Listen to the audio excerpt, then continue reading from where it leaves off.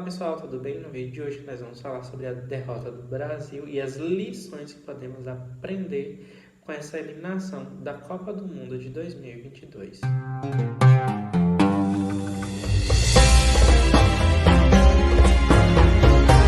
Hoje, dia 9 de dezembro de 2022, aconteceu os primeiros dois jogos das quartas de finais.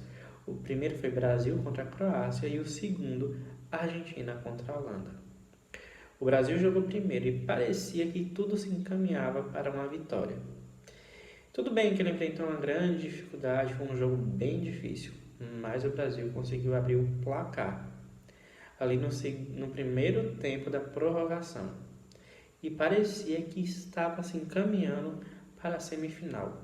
Até que bem no finalzinho do segundo tempo da prorrogação, faltando 4 minutos, eis que a seleção é surpreendida por um contra-ataque e leva um gol. Vai para os pênaltis e é derrotada pela seleção croata, justamente nos pênaltis.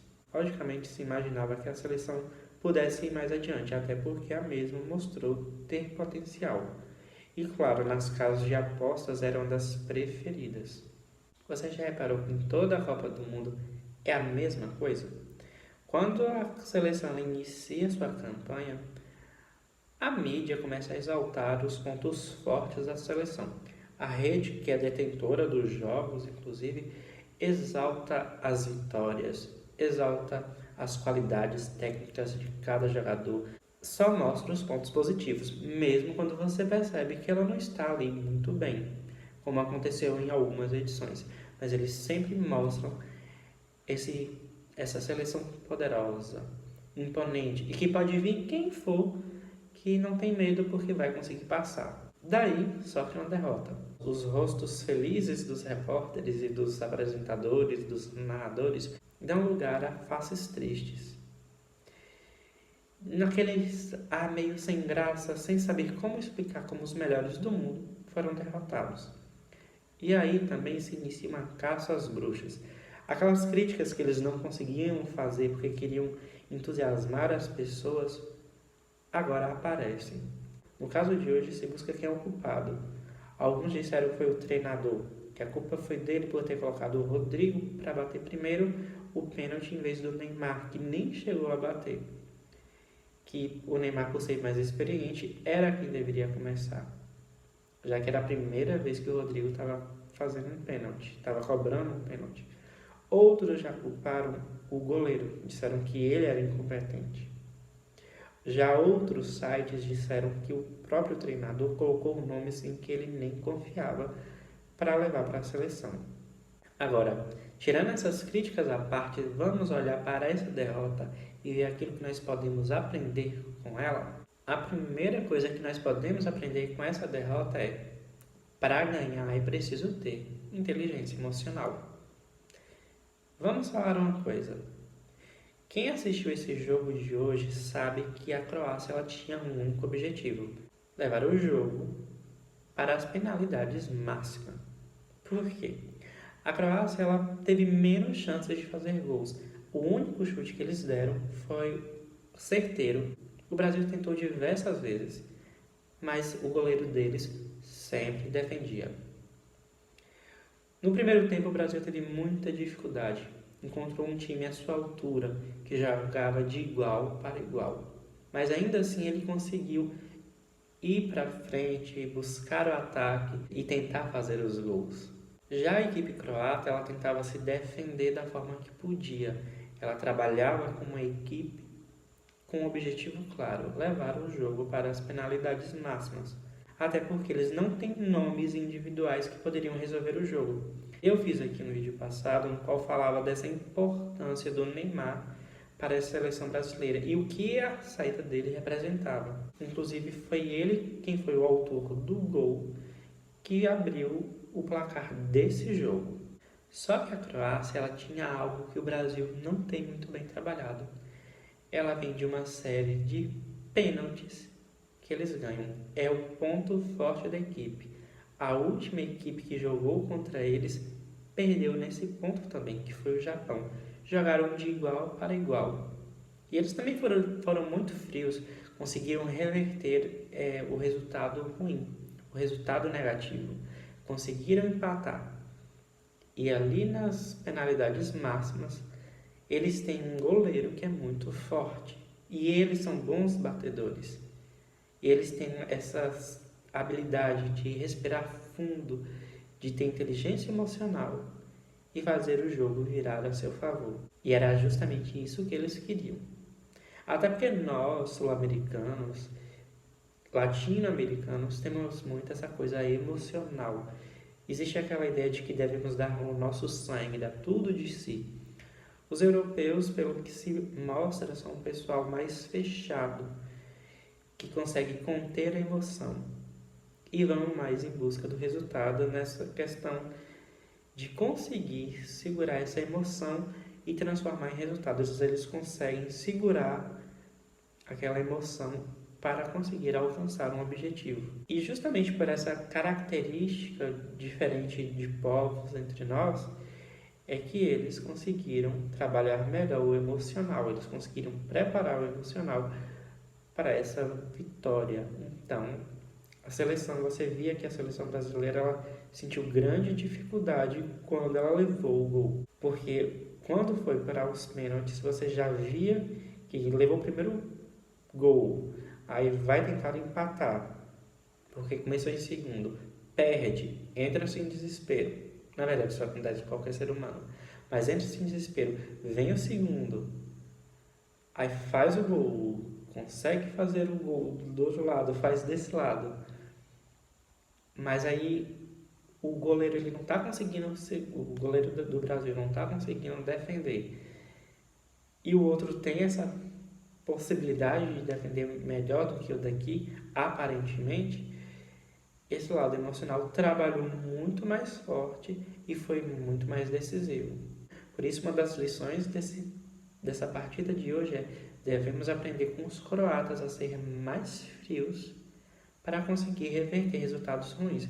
Porque na nossa carreira, no nosso dia a dia no trabalho, nem sempre vamos conseguir ter um controle de tudo que está acontecendo. E às vezes precisamos parar ali dentro daquela adversidade, dentro daquele problema que estamos enfrentando, e temos que respirar fundo e tomar uma decisão rápida, mas de uma maneira mais fria possível. E isso vem com o tempo, vem com o treinamento. Mas devemos observar como um jogo de hoje para ver como lidar melhor com essa questão da nossa mentalidade. Cabe ressaltar que isso também aconteceu no jogo contra a Argentina e a Holanda. A Argentina, já falei num vídeo também anterior, que ela teve a dificuldade de trabalhar esse emocional, de não pensar, de não ter essa mente vitoriosa, e ela veio conseguindo trabalhar esse emocional ao longo da competição. Eles diziam lá no início que estavam mortos, que era como se fosse o fim. Estão hoje na semifinal. Mas hoje eles enfrentaram uma seleção, que é a Holanda, que teve a mesma característica da Croácia. Eles conseguiram reverter o resultado ruim e empatar e levar para a prorrogação. Então isso mostra que trabalhar o emocional é muito importante para atingir resultados. Por mais que o tempo pareça estar avançado, é possível reverter maus resultados. A Holanda conseguiu, nos 30 minutos do segundo tempo, fazer o primeiro gol. E no finalzinho, conseguiu empatar e levar para a prorrogação. Tudo bem, perdeu. Mas ela conseguiu, e é mérito dela, conseguir empatar num tempo em que muitas seleções não conseguem fazer nem a metade. A segunda lição é: nem sempre jogar bem é o suficiente. Em 2018, se criticou muito o Tite porque ele tinha uma característica: ele não mexia de forma alguma na seleção. Por pior que estivesse a equipe, você via que era necessário fazer mudanças, ele não mexia, deixava do jeito que estava. Dessa vez foi diferente. E a equipe ela estava mais coesa, estava mais preparada, ele conseguiu trazer nomes mais preparados. Não vou dizer que estava 100%, porque eles perderam o último jogo da primeira rodada da Copa do Mundo. Por isso que eu vou dizer que eles não jogaram tão bem.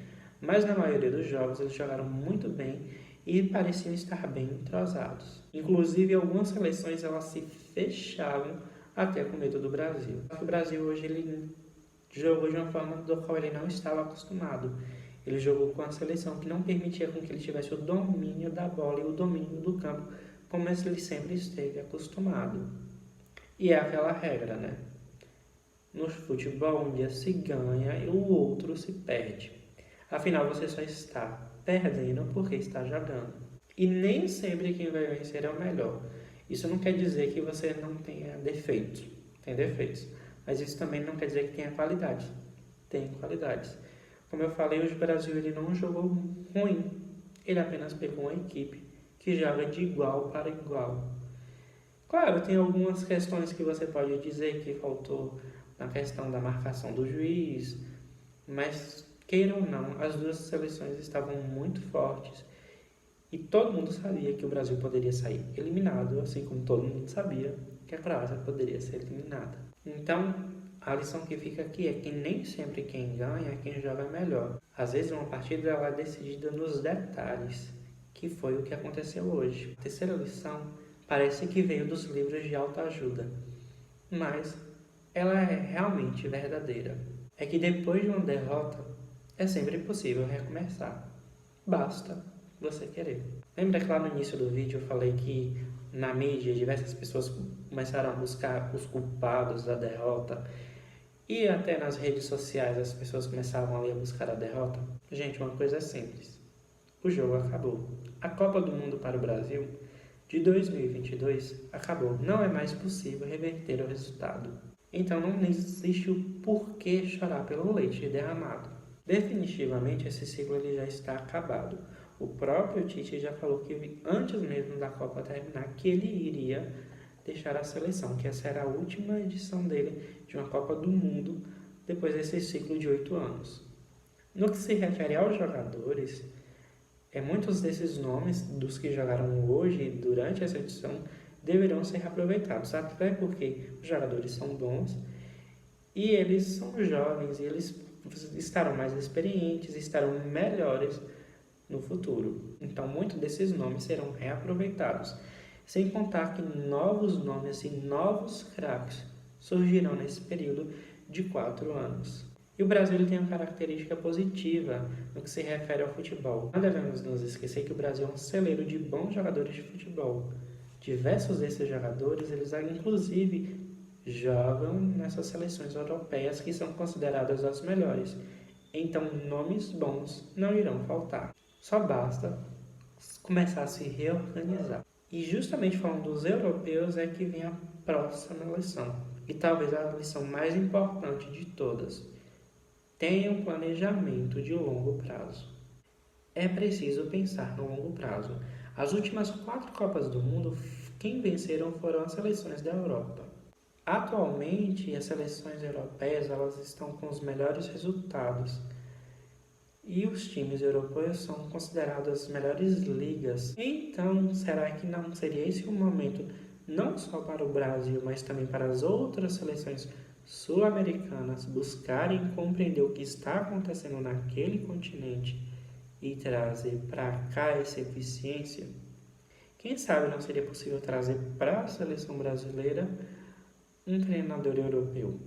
Isso já começou a ocorrer na internet. Alguns vão dizer que isso não é necessário, mas no mundo dos negócios, quando algumas coisas não dão certo e as soluções caseiras não dão resultado, aí vai se buscar lá fora as novas tecnologias para se exportar, para trazer melhorias. Talvez seja isso que o Brasil e as seleções sul-americanas estão precisando. Tem até um comentário do jogador Mbappé da França que ele falou pouco antes da Copa sobre isso. Ele disse que aqui na América do Sul existem 2 grandes seleções, que é a brasileira e a argentina, mas nenhuma das duas dariam conta de jogar contra seleções europeias pelo alto nível de qualidade. A Argentina passou por uma europeia hoje, mas a gente vê que existem dificuldades ainda. Talvez seja um momento de buscar aprender com os europeus o que eles têm de melhor e até fazer melhorias do que eles criaram. Afinal, foi assim que eles aprenderam a fazer o seu futebol. Eles olharam porque o Brasil ele vinha de uma série de vitórias e implementaram as mudanças. E falando no longo prazo, talvez nós devemos aprender com alguém que já está trabalhando, pensando no longo prazo, que são os japoneses. Pois é, os Samurais Vermelhos estão com um projeto de se tornarem campeões até 2050. No planejamento deles, inclusive, a sede da Copa nesse ano aconteceria lá. E eles estão observando as seleções europeias e estão buscando chegar o mais próximo deles hoje para se tornarem até melhor do que eles. Ou seja, eles estão trabalhando para se tornar uma verdadeira potência. Eles não estão preocupados com 2026, porque eles já foram eliminados de 2022, mas eles estão preocupados em criar uma seleção potente no longo prazo para que seja imbatível. Algo semelhante que a Alemanha fez, mas não deu muito resultado depois de 2014. Mas os japoneses estão disciplinados para conseguir esse objetivo. E sobre isso, olha só o que o técnico do Japão falou. Eu acho que a Europa é o padrão de ouro do futebol. Taticamente, são muito bons. As outras regiões se inspiram no futebol europeu e a gente está chegando perto. Temos muito a aprender e estamos na Copa para isso. Ou seja, às vezes devemos pensar no longo prazo, não ir logo com o objetivo de ganhar, não naquele momento, mas comemorar as pequenas conquistas para lá na frente nos tornarmos imbatíveis.